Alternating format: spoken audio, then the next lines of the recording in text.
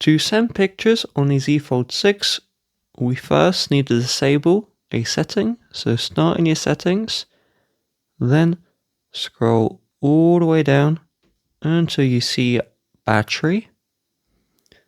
And if power saving mode is on, pictures will not send. So tap to turn this one off. Then we have two ways to send pictures. We can either go to our gallery and then long press on the picture, or continue to tap for multiple pictures and then tap the share option. And in here, we can send to the Messages app, WhatsApp if you have that, upload it to the cloud. Now, if we go through the Messages app directly and we just select someone, you will see this picture camera icon. And if we tap on this one, we can see our pictures. We can tap on this and then we can send it just like that.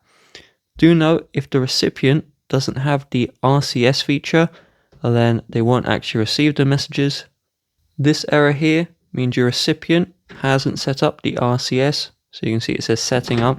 So we just need to verify the number.